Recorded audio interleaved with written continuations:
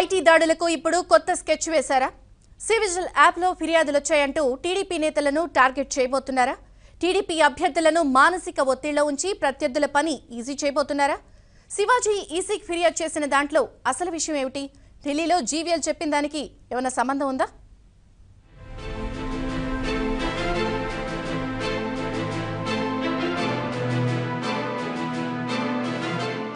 ఆంధ్రప్రదేశ్లో కొద్ది రోజులుగా తెలుగుదేశం పార్టీకి చెందిన ద్వితీయ శ్రేణి నేతల ఇళ్లపై ఐటీ దాడులు జరుగుతున్నాయి.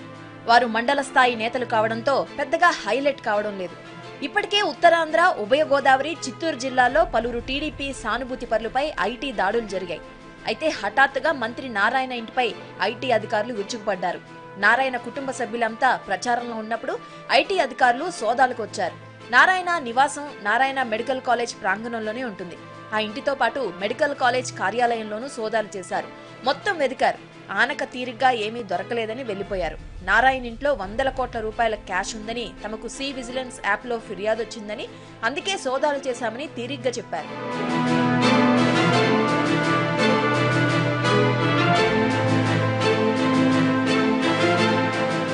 తెలుగుదేశం పార్టీ అక్రమాలపై సి విజిల్ యాప్లో ఫిర్యాదు చేయండి, డబ్బుల పంపిణీపై ఎక్కడికక్కడ ఫిర్యాదు చేయండి వైఎస్ జగన్మోహన్ రెడ్డి ఇటీవల కాలంలో చాలా సభల్లో కార్యకర్తలకు సందేశం ఇచ్చారు. ఎన్నికల్లో అభ్యర్థులు చేసే అక్రమాలపై ఓటర్లు నేరుగా ఫిర్యాదు చేయడానికి ఎన్నికల సంఘం ఈ యాప్ను రూపొందించింది. అక్రమాలపై ఫిర్యాదు చేయాలనడం బాగుంది, కానీ ప్రతి టీడీపీ నేత ఇల్లు సోదాలు చేయాలని ఫిర్యాదులు చేయడమే అనూహ్యం. ఇప్పుడు వైసీపీ కార్యకర్తలు సి విజిల్లో అదే చేస్తున్నారు. ప్రతి నియోజకవర్గం అభ్యర్థి బంధువుల పేర్లు, అడ్రస్లు పెట్టి వారింట్లో పెద్ద మొత్తంలో డబ్బు ఉందని ఓ కంప్లైంట్ పడేస్తున్నారు. ముందుగా మాట్లాడుకున్నారో లేక యాదృచ్ఛికమో కానీ ఎలాంటి ఆధారాలు ఆ ఫిర్యాదుల్లో లేకపోయినా టీడీపీ నేతల ఇళ్లపై దాడులకు సిద్ధమవుతున్నారన్న ప్రచారం జరుగుతోంది. ఢిల్లీలో మీడియాతో మాట్లాడిన జీవీఎల్ నరసింహారావు కూడా అదే అంశాన్ని చెప్పారు. టీడీపీ నేతల దగ్గర పెద్ద ఎత్తున నగదు ఉందని సి విజిల్ యాప్ ద్వారా పట్టిస్తామన్నట్లుగా చెప్పుకొచ్చారు. ఏదో సంస్థలపై, నారాయణ సంస్థలపై ఏదో ఐటీ దాడులు జరిగాయని, అవి ఎన్నికలతో సంబంధించినవి లాగా లేవు, మాపై దాడులు జరుగుతున్నాయని అనేక సందర్భాల్లో ముఖ్యమంత్రి గారు చంద్రబాబు నాయుడు గారు వాపాటం చూశాము. అన్ని అక్రమాలే చేసిన చిట్ట ముఖ్యమంత్రి చంద్రబాబు నాయుడు గారి సంభాషణలతోనే తెలుస్తుంది. ఆయన రోజుకొకసారి ఈటీ, income tax enforcement directorate, CBI అని ఆ రకంగా భయపడటం చూస్తే ఏ స్థాయిలో అవినీతి చేశారో, ఎంత అడ్డగోలుగా వారి నాయకులు సంపాదించారో దానికి మరొక రుజువు అవసరం లేదు. ముఖ్యమంత్రి గారి ఆయన పడే తపనే చాలు. ఇప్పుడు దేశంలో ధనిక పార్టీ బీజేపీ. రాజకీయ పార్టీలకు వచ్చే విరాళాల్లో 90% బీజేపీకే ఇస్తున్నారు. ఇక ఆయా పార్టీలను ఆర్థికంగా ఆదుకునే పారిశ్రామికవేత్తలైన నేతలు ఎవరైనా ఉంటే వారిని ఎప్పుడో ఐటీ, ఈడీ పేర్లతో తమ దారికి తెచ్చుకున్నారు. రాజకీయ పార్టీలపై ఇంత ఆర్థిక దిగ్బంధనానికి పాల్పడుతూ మళ్లీ అవే పార్టీలపై ఆరోపణలు చేయడం బీజేపీ స్టైల్.